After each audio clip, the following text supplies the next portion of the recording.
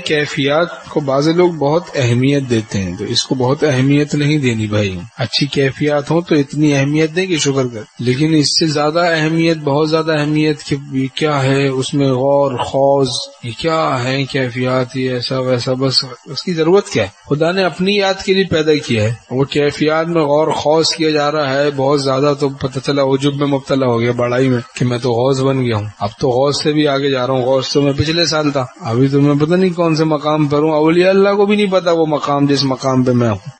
کر چکے رندی بسے مجذوب تم، ایک چلو میں یہ حالت ہو گئی، ذرا سے ایک چلو ملا بس پاگل ہونے لگ گئے، خب ہونا شروع ہو گیا. اب چاہیے آدمی اپنے کو بدماش نمبر 1 سمجھے، اب یہ بیچارہ اپنے کو غوث سے بھی اونچے مقام پہ فائز سمجھ رہا ہے. کیا حل ہوگا؟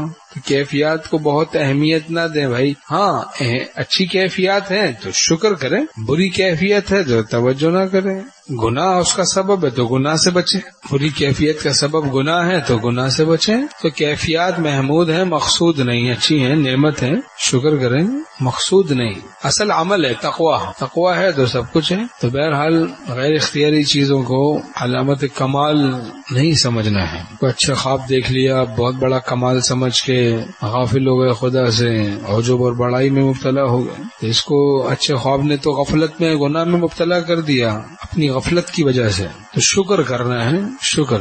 اور کیفیات میں کمی نہ ہونا اور گناہوں میں ابتلا ہونا، اور پھر یہ سمجھنا کہ ہمیں کوئی نقصان نہیں ہو رہا، یہ نادانی کی بات ہے، جہالت کی بات ہے. گناہوں میں مبتلا رہنا جبکہ کیفیات میں کمی نہ ہونا، تو کیفیات میں کمی نہ ہونے کے سبب سے یہ سمجھنا کہ ہمیں کوئی نقصان نہیں ہو رہا، تو یہ جہالت ہے، جہالت. ہاں گناہ کر رہے ہیں تو نقصان ہو رہا ہے، چاہے محسوس ہو یا نہ ہو. آگ میں ہاتھ ڈال دیا، ہاتھ جل رہا ہے، اب محسوس نہیں ہو رہا تو کہیں گے بھائی آپ کا ادراک خراب ہو گیا ہے، آگ کو محسوس کرنے کا ادراک ٹھیک نہیں رہا، آپ کو ایک بیماری لاحق ہو گئی ہے، تو اس کا علاج کروائیں. تو خطرناک ہے، ورنہ تو آپ آگ میں اندیشہ ہے کہ جل جائیں. اب درد ہوتا ہے تو آدمی بچتا ہے، درد ہی نہیں ہو رہا تو کہتے بھائی کیوں بچوں اس کام سے، تکلیف دہ کام سے. تو یہ بھی رحمت ہے اللہ کی، درد ہوتا ہے، آگ میں ہاتھ ڈالتے ہیں تو جلن ہوتی ہے، جلتا ہے، ورنہ تو درد ہی نہ ہو، جلن ہی نہ ہو تو آدمی جل کے خاک ہو جائے، اور پھر تکلیف پہ ثواب بھی ملتا ہے. کیسے نظام بنایا انہوں نے، درد دے دیا ہماری ہی حفاظت کے لیے.